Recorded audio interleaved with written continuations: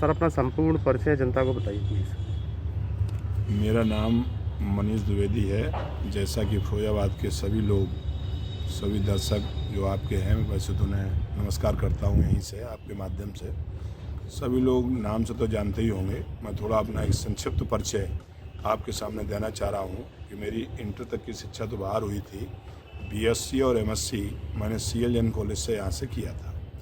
90 में मैंने एमएससी की थी और मेरा यूनिवर्सिटी में भी स्थान था और सीएलएन कॉलेज में मैंने टॉप किया था अपने सब्जेक्ट केमिस्ट्री में। जो भी वहाँ के प्रोफेसर हैं, अभी एक दो लोग रह गए हैं, उनसे अगर कोई जानना चाहेगा तो मेरे बारे में बताएंगे कि हम किस टाइप के स्टूडेंट थे और पढ़ने में कैसे थे। 91-92 में मेरा अपॉइंटमेंट पीडीएन में केमिस्ट्री लेक्चरर के रूप में नागर साहब थे, वो रिटायर हुए थे, उनकी पोस्ट खाली हुई थी। 37 स्टूडेंटों ने अप्लाई किया था, लेकिन योग्यता और मेरिट के आधार पर मेरा सिलेक्शन पीडीएन में एक केमिस्ट्री लेक्चर के रूप में किया गया। तब से लगातार अनवरत मैंने विद्यालय में भी और विद्यालय के बाहर भी जहाँ भी मुझे पढ़ाने का अवसर मिला है मैंने पढ़ाया है। और बल्कि विद्यालय के ही नहीं, बल्कि फिरोजाबाद के लगभग सभी छात्रों को, चाहे वो किसी विद्यालय के रहे हो, छात्र हों छात्राएँ हों, मैंने बड़े भरसक और बड़ी मेहनत के साथ पढ़ाया, जिसे मुझे बताने कोई आवश्यकता नहीं है। ये जनपद के सभी लोग जानते हैं, सारे बच्चे जानते हैं। मैं संक्षिप्त में अगर कहना चाहूँ तो मैंने कम से कम फिरोजाबाद में 20,000 से ऊपर तो इंजीनियर बना दिए फिरोजाबाद के, और 1,000 या 2,000 लगभग डॉक्टर बना दिए। बाकी सेना में भी बच्चे गए हैं, ऑफिसर्स भी हैं, सिविल सर्विसेज में भी हैं। अपने बगल में एतमादपुर है, फिरोजाबाद से चिपटा हुआ, जो कि आगरा ज़िले में उसकी तहसील है। वहाँ जो एसडीएम इस समय प्रियंका सिंह हैं, वो भी मेरी स्टूडेंट है। आप अगर कोई मिलना चाहे उनसे पूछेगा तो बताएंगी और कि मैं सर से पढ़। ऐसे ही आपके एक पुलिस में हैं, वो भी मेरे स्टूडेंट हैं। वो इसमें कहीं एसपी सिटी है, और भी हैं, आईएएस भी हैं, आईपीएस भी हैं, अनेक बड़ी बड़ी पोस्टों पे हैं। वैज्ञानिक हैं। भाभा अनुसंधान केंद्र में भी एक बच्चा था मेरा पढ़ाया हुआ, विक्रम, मुझे मालूम है, वो कोटला का रहने वाला था। वो आज भाभा अनुसंधान केंद्र में साइंटिस्ट है और शायद साइंटिस्ट डी है, उसका बहुत स्किल ऊपर हो गया है। तो बड़े बड़े अच्छे बच्चों को पढ़ाया और बड़ी मेहनत से पढ़ाया। अपनी तारीफ मुझे स्वयं नहीं करनी चाहिए, जो तो इसका आंकलन आप शहर में जो भी साइंस के स्टूडेंट रहे। वर्तमान परिचय और पद आपका? वर्तमान में मैं इस समय, वैसे तो कांग्रेस का मैं कार्यकर्ता बहुत पुराना था, लेकिन अभी विगत कुछ सालों से कांग्रेस ने मुझे उत्तर प्रदेश का, भारतीय राष्ट्रीय कांग्रेस ने उत्तर प्रदेश का प्रदेशी महासचिव बनाया है शिक्षक कांग्रेस का। तो मैं उसका प्रदेश महासचिव भी हूँ और वो भी अपना कार्य देखता हूँ, साथ साथ अपना पढ़ाई कार्य भी देख रहा हूँ। वो भी गए और जो भी समय मिलता है तो उसमें मैं, चूँकि देश की सबसे पुरानी पार्टी है, मेरी उसके साथ आस्था है, पहले से भी थी और अभी भी है। पद मिलने से ये नहीं है, पद न भी हो तो भी मेरी आस्था है और मैं उसके लिए कुछ न कुछ कार्य करता रहता हूँ। सर, ये कांग्रेस के पार्टी के अलावा आप अभी कौन से कॉलेज में कार्यरत हैं और कौन से किस पोस्ट पर? जी, मैं पीडीएन कॉलेज में वरिष्ठ प्रवक्ता हूँ। वैसे तो देखा जाए कि मैं पीडीएन कॉलेज में सबसे सीनियर मोस्ट हूँ और ठीक है, मुझे प्रिंसिपल ज़्यादा मैं इच्छुक भी नहीं था, बनने का मन भी नहीं था, और इसलिए मैं सबसे सीनियर हूँ वहाँ पे और सीनियर लेक्चरर। पहले आदेश दिए थे कि पहले प्राइमरी स्कूल कुछ समय के लिए बंद रहेंगे, लेकिन कुछ समय के पश्चात उन्होंने आदेश दिए कि सभी स्कूल कॉलेज बंद रहेंगे। जबकि देखा जाए दूसरे राज्य में, पश्चिम बंगाल में चुनावी रैलियाँ बहुत धड़ाधड़ से हो रही हैं, क्या वहाँ पे कोरोना का कोई प्रभाव नहीं है? देखिए, मैं आपको इसके बारे में बताना चाहूँगा, आप उसे पार्टी के आधार पर न सोचें। कुछ बातें मैं पार्टी के आधार पर भी बोलता हूँ, कुछ बिल्कुल निष्पक्ष बोलता हूँ। तो जो शिक्षा के मामले में बोलना चाह रहा हूँ, तो जो वर्तमान सरकार है, इसने विगत 1.5 वर्ष से शिक्षा को अंतिम पायदान पर डाल दिया है। चाहे वो प्राइमरी एजुकेशन हो, चाहे माध्यमिक एजुकेशन हो, चाहे हायर एजुकेशन हो। मुझे दिख रहा है कहीं भी एजुकेशन नाम की चीज़ नहीं बची। अब उसका कारण उनसे पूछिए तो कहीं ना कहीं कोरोना कारण ले लेते हैं। ठीक है, इस समय तो खैर कोरोना की बहुत जटिल स्थिति चल रही है, लेकिन पिछली साल में जब 5 मरीज थे इंडिया में, तो अभी सबसे पहले स्कूल ही बंद किए गए थे। 500 मरीज रहे हैं तब भी स्कूल बंद किए गए, सारी चीज़ें। उसके बाद जब लॉकडाउन खुल गया, मॉल खुल गए और सारी चीज़ें खुल गई। जहाँ से कोरोना फैलता है, जहाँ भीड़ इकट्ठी होती है, वो सारी चीज़ें खुल, लेकिन स्कूलों को इन्होंने फिर भी नहीं खोला। लास्ट में आके अंतिम चरण में जब प्राइमरी स्कूलों को खोला आके एक 15-20 दिन, एक महीने करीब, उसके बाद फिर स्कूल बंद हो गए।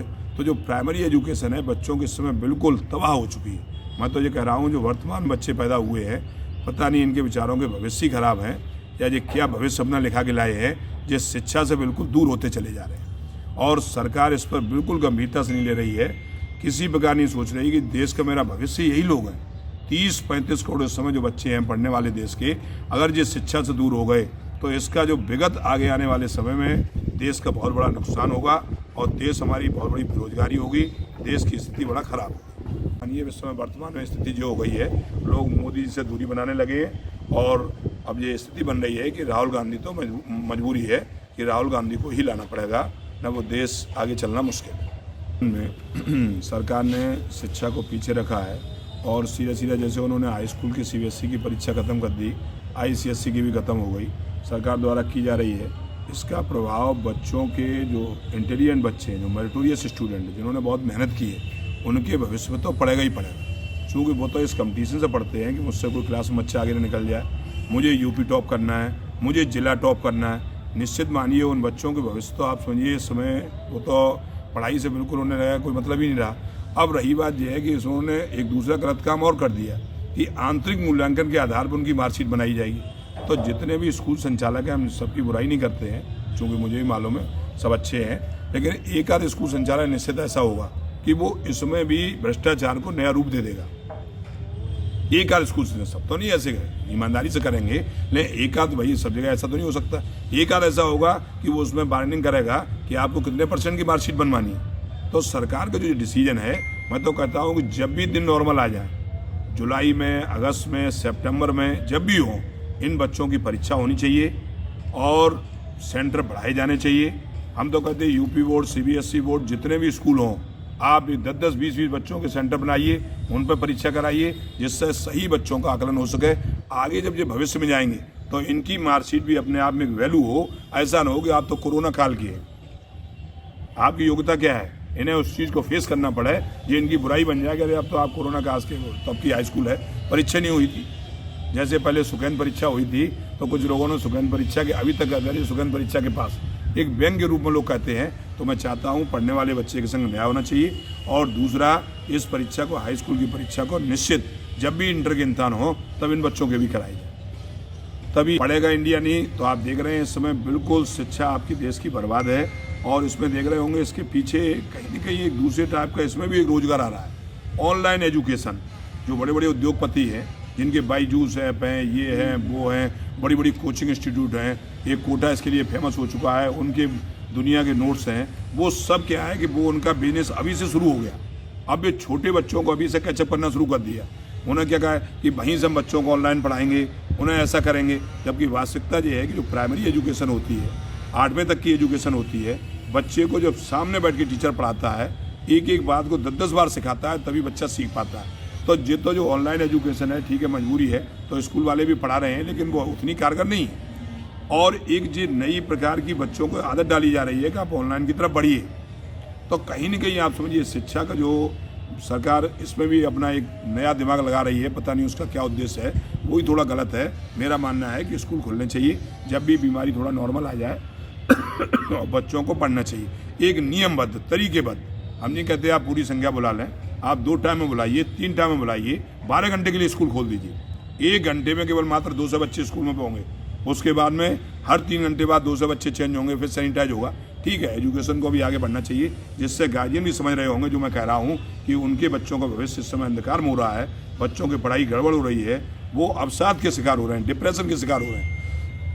बच्चा लगातार मोबाइल और टीवी देखते रहते हैं। सब जितने भी अभिभावक हैं जो मेरी बात को सुन रहे होंगे, वो जरा अनुभव करें कि उनके बच्चे डिप्रेशन में आ रहे हैं कि नहीं आ रहे हैं। जब वो स्कूल जाते थे, होमवर्क करते थे, डेली पढ़ते थे, तब उनकी ट्यूशन भी काम आती थी। अब केवल ट्यूशन लगा दो तो 1 घंटा बेचारा टीचर ट्यूशन के लिए जाएगा, तो वो उसमें 5 घंटे की पढ़ाई को नहीं पढ़ा देगा। ठीक है, वो फॉर्मेलिटी वो भी अपने करेंगे। जो मेरे राष्ट्रीय अध्यक्ष रहे हैं पूर्व में श्री राहुल गांधी जी, वर्तमान में सोनिया गांधी जी हैं, और हमारी जो यूपी के प्रभारी हैं श्रीमती प्रियंका गांधी जी। जो राहुल गांधी जी हैं, और अगर वो कोई सरकार को सलाह देते हैं, मोदी जी को सलाह देते हैं, तो इनके मंत्री या वो स्वयं सरकार के द्वारा किसी न किसी के द्वारा उनकी हंसी उड़ाई जाती है। जबकि आप देखिए एक एक बिंदु को देखें। राहुल जी ने जो भी सलाह दी है, उन्होंने कहा भी है कि हम सलाह देंगे, आपका सलाह मानना या न मानना आपका काम है, आपका काम हंसी उड़ाना, हंसी उड़ाते रहिए। लेकिन जितनी भी सलाहें दी गई हैं, बाद में इस सरकार ने काम वही किया है। नहीं, पहले उनकी हंसी उड़ाई गई, उनके ऊपर व्यंग कसे गए, जो कि अब जनता देख रही होगी कि उनका एक भी बिंदु जो उन्होंने पूर्व में बता दिया कि आप ऐसा करिए, देखिए नोटबंदी हुई तभी उन्होंने विरोध किया, जीएसटी आई तभी उन्होंने बताया कि जीएसटी का तरीका ऐसा होना चाहिए, लेकिन ये नहीं माने। बाद में धीरे धीरे नए अमेंडमेंट करने पड़े, उसमें 50-60 अमेंडमेंट करने पड़े। जो काम वो पहले ही कह रहे थे वो बाद में करना पड़ा। नोटबंदी में भी कहा था उन्होंने कि आपने जो किया है आपका प्रोसेस सही नहीं है, तरीका ठीक नहीं है। नोटबंदी उसके भी परिणाम देखे, देश में आज तक जीडीपी उसकी नहीं बढ़ पा रही। अगर वो प्रोसेस से होता तो नोटबंदी भी होती, उसमें जो फर्जी नोट थे या नकली नोट थे वो भी पकड़े जाते, या ऐसे नोट भी पकड़े जाते जो लोगों ने गलत तरीके से इकट्ठे कर रखे थे, नहीं उसका तरीका दूसरा हो सकता था। अभी वर्तमान में कोरोना के विषय में भी उन्होंने कहा कि प्रत्येक व्यक्ति को, अगर आपको नीचे अर्थव्यवस्था मजबूत करनी है तो प्रत्येक गरीब व्यक्ति के खाते में 6,000 रुपये प्रति महीना डालना शुरू कर दीजिए। तब इन्होंने नहीं माना। इन्होंने क्या किया, इन्होंने 20 लाख करोड़ का कर्ज दे डाला, और कर्ज किन्होंने लिया, उन्हीं उद्योगपतियों ने। तो उद्योगपतियों से कर्ज पहुंच गया तो गरीबों का फायदा कहाँ हुआ, कहाँ अर्थव्यवस्था बढ़ गई। जब तक व्यक्ति की जेब में पैसा नहीं आएगा तो वो मार्केट नहीं जाएगा, जब मार्केट जाएगा तो पैसे का चलन होगा, एक व्यक्ति से दूसरे पे, दूसरे से तीसरे से, तभी अर्थव्यवस्था मजबूत होती है, तभी देश में खुशहाली आती है। आप देख रहे हैं अर्थव्यवस्था भी लड़खड़ा रही है। रिजर्व बैंक के गवर्नर बार बार आप देखते होंगे, उसमें अखबार के माध्यम में पढ़ते रहते हैं, देते रहते हैं कि अर्थव्यवस्था जीरो पे जा रही है। आप इसके अलावा कुछ, लेकिन वो सरकार कुछ नहीं सोच रही है, वो अपने तरीके से चल रही है। कल भी आपने देखा होगा, अनेकों हाई कोर्टों ने, माननीय उच्च न्यायालय के न्यायाधीशों ने अनेकों टिप्पणियां की हैं। सुप्रीम कोर्ट के चीफ जस्टिस जो बोबड़े जी हैं, उन्होंने भी टिप्पणी की है कि लग रहा है कि देश भगवान के भरोसे।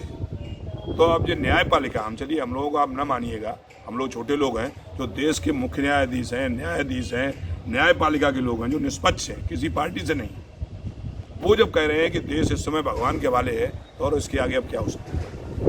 वर्तमान में मैं तो ये कहना चाहूँगा कि अपने फिरोजाबाद में भी लगभग 100 केस डेली निकल रहे हैं। इसी चीज़ को देखते हुए कि हमारा फिरोजाबाद, हमें देश भी बचाना है, ये शुरुआत तो अपने घर से करनी पड़ेगी। तो अपने फिरोजाबाद में सबसे पहले लोग जागरूक रहें, और चूँकि इस समय सरकार ने स्कूल, कॉलेज, कोचिंग सारे बंद कर रखे हैं, फिर भी ऐसा सुनने में आ रहा है कि कुछ कोचिंग सेंटर वो अपना समय बदल के, जगह बदल के थोड़ा चला रहे हैं। मैं उनसे विनम्र निवेदन करूँगा कि इस समय कोरोना बहुत भयावह बीमारी है, अगर एक भी बच्चा उनका संक्रमित हो गया तो देखिए न तो वो अपने को माफ़ कर पाएंगे, ना हम लोग माफ़ कर पाएंगे। तो इस समय कोशिश ये की जाए, सभी कोचिंग संचालकों से भी निवेदन है, और कुछ स्कूल संचालक भी हैं, वो भी कोचिंग के नाम पे थोड़ा सुना गया है, कहीं न कहीं बच्चे इधर उधर उनके थोड़ा बहुत आ जा रहे हैं। आप कृपया इस समय बच्चों को न बुलाएं, अभिभावकों से साफ कह दें, चूँकि मैं चाहता हूँ कि अपना फिरोजाबाद एक ऐसा जिला बने जहाँ बिल्कुल जो आज 100 मरीज आ रहे हैं वो भी कष्टदायी है, एक भी मरीज न निकले। हम एक इतिहास कायम करके दिखा दें पूरे देश को कि हमने फिरोजाबाद में अपने कोरोना को काबू में पा लिया। तो वो हम लोग कर सकते हैं, पढ़े लिखे बच्चे कर सकते हैं, सभ्य समाज के टीचर कर सकते हैं, मेरी माताएं बहनें कर सकती हैं, देश का शहर का प्रत्येक वर्ग, चाहे वो व्यापारी वर्ग हो, चाहे मजदूर वर्ग हो, सभी नियमों का पालन करें, मास्क का इस्तेमाल करें और दूरी बना के रखें। निश्चित मानिए कोरोना एक लगनी बीमारी है, जब हम दूरी बना के रखेंगे, मास्क पहन रखेंगे तो निश्चित ये विलुप्त होगी। अनेक महामारियाँ आई 100 वर्ष पहले आती रही हैं, वो भी गायब हुई, ये भी गायब होगी। तो हमें थोड़ा एक ध्यान रखना है, संयम रखना है और एक दूसरे की मदद करनी है। की सोच इसमें यह भी परिलक्षित हो रही है कि अगर देश पढ़ा लिखा होगा, देश का मेरा बच्चा, युवा पढ़े लिखे होंगे, तो निश्चित मानिए न तो वो रैलियों में जाएंगे, न रैलियों में बातें सुनेंगे जो वहाँ 5-5, 10-10 लाख की भीड़ इकट्ठी होती है। आप गौर करिएगा कि वो भीड़ इकट्ठी किन्हें कर पाते हैं, वो भीड़ कहाँ से ला पाते हैं। जो प्रबुद्ध वर्ग है वो तो टीवी पे आप बोलिए, वहीं से सुन लेंगे, वहीं से आपकी बात में निष्कर्ष निकाल लेंगे। तो देश को बहुत लंबे समय तक सत्ता रखने के लिए या इस प्रकार का मूर्ख बनाने के लिए ये थोड़ा षड्यंत्र जो देश में चल रहा है कि वर्तमान में शिक्षा व्यवस्था को बिल्कुल ध्वस्त कर दिया जाए। और मैं समझ पा रहा हूँ शायद वो जो अपना देश है वर्तमान में चीन की नकल कर रहा है। जो चीन में हमने देखा है कि वहाँ पे छोटा बच्चा होता है, उसे काम करने की टेक्निक वो सिखाई जाती है, तो वो थोड़ा उसी परंपरा पर देश जा रहा है कि वो पढ़िए लिखिए मत, अधिकारी मत बनिए, इंजीनियर नहीं, वो जो बनने वाले पैसे वालों के बच्चे होंगे वो बनेंगे, जो दून में पढ़ेंगे, सिंधिया में पढ़ेंगे और अच्छे स्कूलों में पढ़ेंगे। आम जनता को इन सब चीज़ों से मतलब नहीं है। आप तो अपना बस इतना पढ़ लीजिए, तभी वो नई शिक्षा नीति ला रहे हैं। नई शिक्षा नीति में भी इसी प्रकार का प्रोसेस है कि 5वें तक आपको इस भाषा में पढ़ना है, फिर 8वें तक आपको ऐसा करना है, फिर आपको 10th परीक्षा नहीं देनी है, फिर सीधा इंटर का आपको एग्जाम होना है, और इंटर एक सर्टिफिकेट मिलेगा, इंटर भी बच्चा फेल हो गया तो बाद में कुछ नहीं हुआ, 0 के 0 रहा, कितना पास कहलाएगा कि मिडिल पास हुआ। तो वो कुछ इस टाइप का सिस्टम ही लाया जा रहा है जिससे ज़्यादा सर अभी जितना भी यूथ है वो सब जी। पढ़ा लिखा है, जी। वो वोट बैंक की राजनीति में अगर पैसे का ऑफर दिया जाए, खाने का ऑफर दिया जाए, पीने का ऑफर दिया जाए या लिफाफे का ऑफर दिया जाए, जी। तो क्या पढ़ा लिखा व्यक्ति उस ऑफर को एक्सेप्ट करेगा या नहीं करेगा? नहीं पढ़ा, वैसे तो हम आपको बताएं पढ़ा लिखा भी नहीं करेगा, और जो बिना पढ़े लिखे भी ईमानदार लोग हैं वो भी नहीं करेंगे। लेकिन निश्चित मानिए जब उनके ऊपर इस प्रकार का, जिस प्रकार से आपने कहा कि चुनावी रैलियों में जो भीड़ होती है वो किन लोगों की होती है? भीड़ इकट्ठी की जाती है, और भीड़ उन्हीं लोगों की जाती है जो दिमाग खर्च नहीं करते हैं, जो दिमाग खर्च नहीं करते हैं, सोचते नहीं है, उनको लालच दे दिया जाता है और भीड़ इकट्ठी की जाती है, दिखाया जाता है कि देखिए साहब कितनी भीड़ है।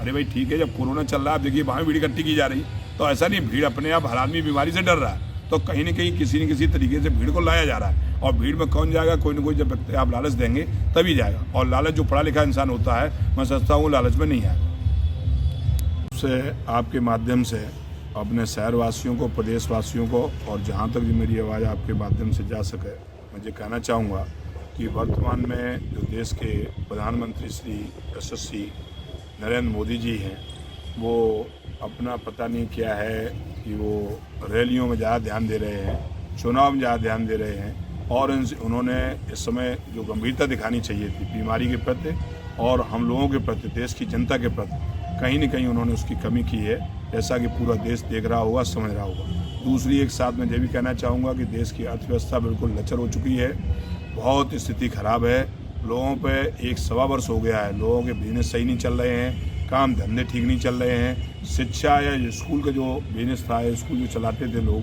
वो या जो शिक्षिकाएँ पढ़ाते थे प्राइवेट स्कूलों में, उनकी तो बहुत ही दयनीय स्थिति हो गई है। जैसा आपने पढ़ा होगा कि अभी यानी कितने गरीबी रेखा के देशों का वो हुआ है, तो भारत का स्थान कहाँ से कहाँ पहुँच गया है, तो सरकार को इन सब बातों को सोचना पड़ेगा। और अगर वो आपके माध्यम से मेरी बात ये पहुँच सकती है, तो मैं कहूँगा कि इस समय कुछ नहीं, केवल लोगों की जान बचाइए, ऑक्सीजन का इंतजाम करिए, दवाई के इंतजाम करिए, और मैं तो यहाँ तक कहूँगा कि जो भी जितने भी कार्यालय बीजेपी ने अपने अभी 5 कार्यालयों का उद्घाटन किया है, मैं तो कहूँगा इस समय अगर आवश्यकता हो तो चाहे वो बीजेपी के कार्यालय हों, चाहे कांग्रेस के कार्यालय हों, सभी को कोविड हॉस्पिटल में तब्दील करा दें। इससे बढ़िया कोई बात नहीं होगी। हर मरीज को बेड मिल जाए, जगह मिल जाए, और वहाँ पर 1 डॉक्टर और 2 नर्सों की ड्यूटी लगा दें, तो मैं समझता हूँ इससे बड़ा पुण्य काम, उन कार्यालयों को भी पुण्य काम, इससे बड़ा कुछ हो नहीं सकता है। जब बाद में बीमारी खत्म हो जाए तो सरकार पुनः फिर अपने कार्यालय ले ले, बीजेपी अपने खुद ले ले, चूँकि उन्होंने बहुत लंबे न्यूज़पेपर में पढ़ा था कि 500 कार्यालयों का उद्घाटन हो गया, 300 का उद्घाटन होना है। तो मैं समझता हूँ कि हॉस्पिटल तो उन्हें नहीं बनवा पाई, हॉस्पिटल तो एक भी नहीं बना, लेकिन चलिए वो 500 कार्यालय जो बने उन्हीं को कोविड हॉस्पिटल के नाम से अगर सरकार दान कर देती है, बीजेपी दान कर देती है, तो मैं कहूँगा उन्होंने एक बहुत ही सराहनीय कार्य किया है। मैं उसकी उनकी इस बात में प्रशंसा करूँगा। इसी के साथ जय कांग्रेस। सर, जिस तरह से स्वास्थ्य विभाग की सरकारी जो वेबसाइट है उस पर दिखाए जाते हैं कि फलाना हॉस्पिटल में 10 बेड खाली हैं, दूसरे हॉस्पिटल में 12 बेड खाली हैं, तीसरे हॉस्पिटल में 15 बेड करीब खाली हैं, लेकिन वास्तविक उन हॉस्पिटलों में जाकर के अगर देखा जाए तो वो बिल्कुल मना कर देते हैं, हमारे यहाँ पे कोई बेड खाली नहीं है। जबकि बैक डोर से ये सुनने को मिल रहा है कि जो जितनी ज़्यादा बोली लगाता है उसी को वो बेड दिए जाते हैं और उन्हीं को भर्ती किया जाता है। सर, क्या पूरा मामला है? जी, उसका सीधा ये है कि कुछ हॉस्पिटलों को सरकार ने मान्य किया है और वो थोड़ा अपनी मनमानी कर रहे हैं, और इस कोरोना के आड़ में भी आप सुन रहे होंगे कि वो वहाँ इंजेक्शन भी या दवाइयाँ भी बड़ी महंगी मिल रही हैं। लोग यहाँ तक भी हमने कल सुना किसी सोशल मीडिया पर था कि रेमडेसिविर की इंजेक्शन व्यक्ति ने अपने परिजनों के लिए कहीं से ले आए होंगे, वो इंजेक्शन उनके लगाए ही नहीं गए, भला उन्हें दे दिया गया कि ठीक है लग जाएंगे इंजेक्शन नहीं लग रहे हैं, दवाई प्रॉपर नहीं लग रही है। और मैं तो ये कहना चाहूँगा कि सरकारी हॉस्पिटल के साथ साथ सरकार को जितने भी प्राइवेट हॉस्पिटल हैं, इस समय तो कोरोना में चूँकि भयावह स्थिति है, लोगों को इलाज चाहिए, व्यक्ति अपना ठेला पर लेकर लोग घूम रहे हैं, तो जितने भी प्राइवेट हॉस्पिटल हैं एक निश्चित मार्गदर्शन के साथ उन्हें भी कोविड का इलाज करने की अनुमति प्रदान की जाए, और एक निश्चित प्रिस्क्रिप्शन, अब तो मालूम पड़ गया है कि इसका ये इलाज है, ये दवाई दी जानी है, ये इंजेक्शन लगना है, और सभी को लागू किया जाए। तो जो भयावह स्थिति हो रही है कि कुछ ही लोग कोरोना मरीज को ले पा रहे हैं, या तो सरकारी हॉस्पिटल वाले ले पा रहे हैं या कुछ गिने चुने, तो मैं समझता हूँ कि जो ब्लैकमेलिंग हो रही है वो ब्लैकमेलिंग भी बंद होगी और व्यक्तियों को इलाज मिलना शुरू हो जाएगा। सर जितने भी हॉस्पिटल संचालक हैं, जो डॉक्टर्स वगैरह हैं जो हॉस्पिटल चला रहे हैं, संचालित कर रहे हैं, जी, उनको आप क्या अपील करना चाहेंगे? मैं तो सभी डॉक्टरों से कहूँगा भगवान के बाद उनका दूसरा स्थान है, और इस समय सही पूछा जाए तो देश में जो भी जनता की नज़र है वो डॉक्टर्स पे लगी हुई है। वही में हम लोगों के सभी के ईश्वर हैं, परमेश्वर हैं। अपना वो खैर पूरा त्याग भी कर रहे हैं, ध्यान भी दे रहे हैं, निष्पक्ष हैं। वहाँ भी नर्सिंग स्टाफ है, वो भी पूरी ड्यूटी दे रहे हैं। वो कृपया और महान बने, और इस देश इस समय उनकी तरफ निगाहें किए हुए है और उन्हें भगवान मान रहा है। जब भगवान ही माने जा रहे हैं तो उन्हें अपना वही कार्य करना चाहिए जिसमें उनका भगवान का गुण और परिलक्षित हो। और सरकार से ही मेरी गुजारिश है कि जितने भी प्राइवेट हॉस्पिटल हैं अच्छी कंडीशन में हैं, जो कोरोना का इलाज कर सकते हैं, उन्हें भी परमिशन दी जाए, जिससे मेरा कोई भी व्यक्ति बिना ऑक्सीजन बिना दवाई के उसकी मृत्यु न हो। उसका इलाज होना चाहिए। घरवाला जो सोचता है उसका मरीज है कि मेरे व्यक्ति को ऑक्सीजन लग जाए, मेरे व्यक्ति को बेड मिल जाए, कहीं एडमिट हो जाए, व्यक्ति एडमिट नहीं हो पा रहा है, तो सरकार को सबसे पहला काम ऐसा करना चाहिए जिससे लोग एडमिट होने लगे। और अंत में ये भी कहना चाहूँगा, जो वैक्सीन है सभी लोग वैक्सीन लगाएं। अब तो देसी और विदेशी सारे वैक्सीन बाजार में आ रहे हैं, सरकार ने परमिशन दे दी है, जबकि मेरे राहुल गांधी ने तो बहुत पहले कहा था, तब इसी सरकार ने कह दिया कि तो विदेशी कंपनियों का प्रचार कर रहे हैं। लेकिन खैर चलिए, सरकार को लास्ट में समझ में आता है, इन्होंने माना। अब जो विदेशी रूस के हैं, अमेरिका के हैं, वो भी आपके वैक्सीन आ गए हैं, तो जिसकी जो इच्छा हो अपना भी लगवाएं, वो भी अच्छा है। अपने जो वैज्ञानिकों ने तैयार किया है उसके भी रिजल्ट 80% तक आ रहे हैं। सर जिस तरह से देखा जाए तो हॉस्पिटलों में एक तरह से देखा जाए कि जितने भी सेलिब्रिटीज़ होते हैं, जितने भी नेता अभिनेता होते हैं, उनका इलाज बहुत अच्छी तरीके से किया जाता है, और एक बार नहीं, 2 बार नहीं, लगभग 5-5 बार कोई नेता अभिनेता मंत्री अगर कोरोना पॉजिटिव होता है रेगुलर, तो भी वो हॉस्पिटल के से बाहर आता है स्वस्थ होकर के। लेकिन आमतौर पर देखा जाता है कि गरीब जनता बेचारी, अगर एक भी, मोस्टली केसेस में ऐसा देखा गया है कि उनके साथ में हॉस्पिटल प्रशासन और जितने भी डॉक्टर्स हैं वो प्रॉपर ट्रीटमेंट नहीं दे रहे हैं, और वो बेचारे क्या है, अधिकांश उनमें से उनकी डेड बॉडी बाहर आ पाती है। सर इसमें कितनी सच्चाई है और क्या क्या मामला है? जो आप कह रहे हैं बिल्कुल, वो तो राम राज्य की बातें हुई। राजा वो होता है कि जो अपनी प्रजा का ध्यान रखता है। तो वर्तमान जो सरकार चल रही है, मैं समझता हूँ वो क्या कहती है और क्या करती है, ये सब चीज़ें इनके शासनकाल में होना दुर्लभ है। और मैं तो यही कहूँगा जनता से कि वो अपना ख्याल स्वयं करे और स्वयं ईश्वर से प्रार्थना करे, स्वयं अपना सोशल डिस्टेंस बना के चले और अपना जनता एक दूसरे का ख्याल रखे, वो ज़्यादा बेटर है। क्योंकि सरकार से वो ज़्यादा कुछ उम्मीद इतना कुछ नहीं हो सकती है, क्योंकि ज़्यादा कुछ कहना भी ठीक नहीं है। बोलिए सर। धन्यवाद। जय हिंद, जय भारत।